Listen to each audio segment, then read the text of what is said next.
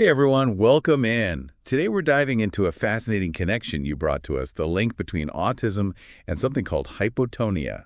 Get ready, because this is one of those things that once you hear about it, you start seeing it everywhere. It really is. And what's interesting is that many people, even those very familiar with autism, aren't quite aware of this link. So you know me, I love a good mystery. Let's untangle this. For our listener, can we start with the basics? What exactly is hypotonia? Think of it this way. Imagine those inflatable tube people you see at car dealerships, flailing around in the wind. Hypotonia is kind of like that. It literally means low muscle tone. Like being extra floppy. Yeah, exactly. It's not about lacking strength, but more about how much natural tension your muscles have at rest. Okay, so less about being weak and more about how your body holds itself in space, right? Exactly. And you can imagine how this might impact someone in all sorts of ways. Think about those developmental milestones we celebrate in kids sitting up, crawling, walking. Those require precise muscle control. Okay, I'm already starting to see where this is going. And our sources mention this is significantly more common in people with autism, like way more than just coincidence, right? You're right. It's a striking difference in prevalence. We're talking potentially 30–40% of individuals with autism also experiencing some degree of hypotonia compared to maybe 1–2% in the general population. Wow, those are some eye-opening numbers. So it's not just that hypotonia makes things physically tougher, but it's overlapping with autism at a rate that's got to mean something, right? It really does. And that something is what researchers are still trying to fully understand. There are theories, of course. Like in one of these articles, they mentioned neurological factors as a possible explanation. What does that really mean, broken down for someone like me who's not a neuroscientist?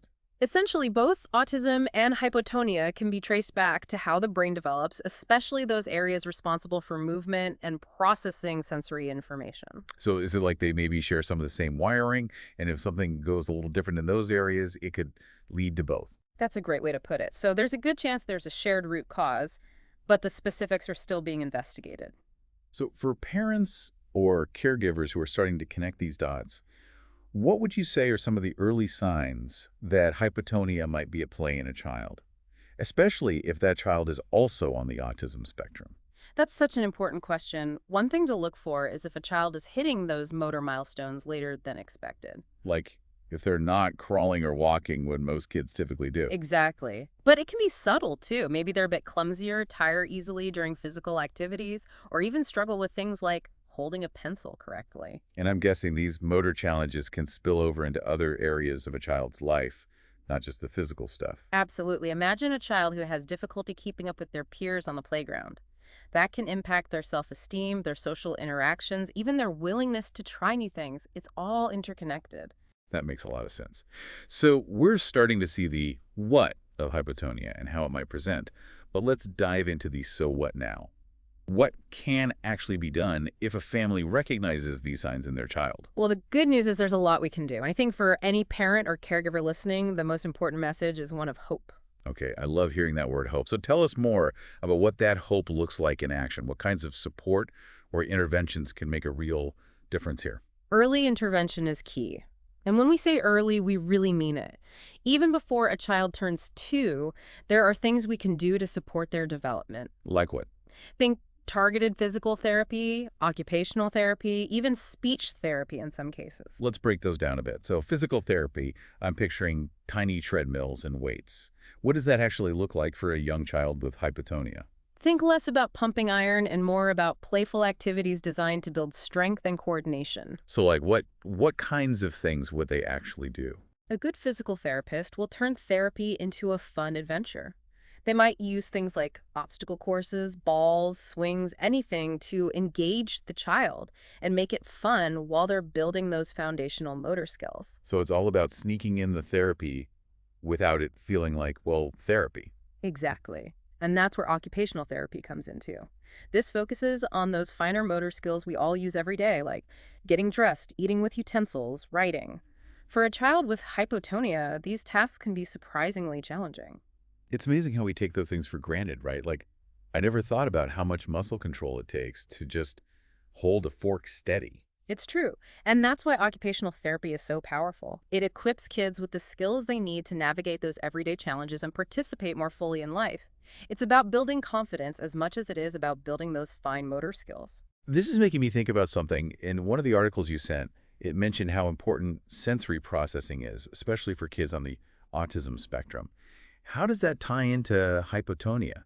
Because it feels like it's not just about muscles, right? It's about how your brain makes sense of movement and space, too. You're spot on. In fact, some therapists specialize in what's called sensory integration therapy. It's all about helping a child's brain and body work together more smoothly.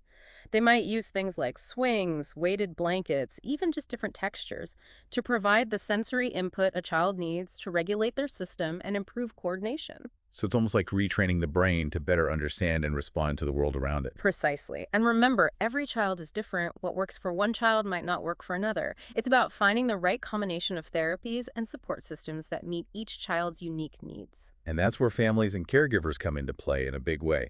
It's not just about the therapists, right?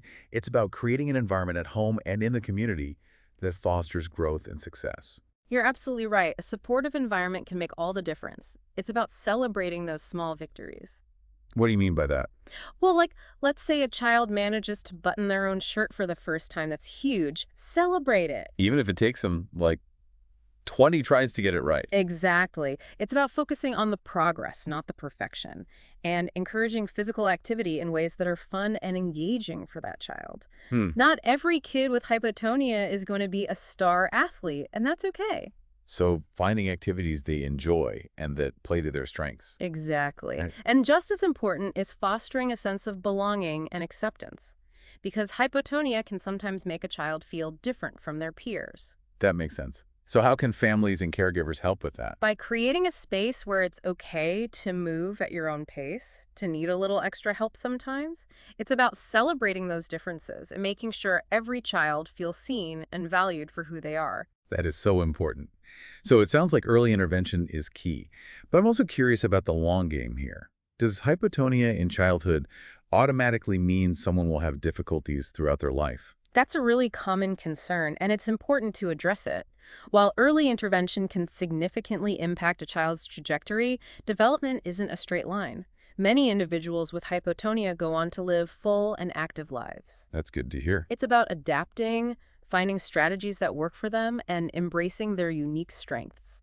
So if you had to distill this whole conversation down, what's the one big takeaway you want our listener to walk away with today? If there's one thing I want to emphasize, it's this.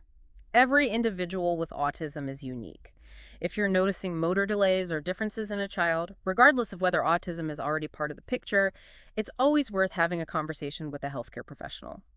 Early intervention can be incredibly impactful, and there's a world of support out there for families navigating these challenges. Couldn't have said it better myself.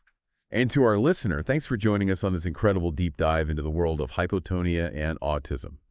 We've only just scratched the surface today, but hopefully you feel empowered to keep exploring and asking questions. And remember, knowledge is power, but action is where the real magic happens. Until next time, keep diving deep.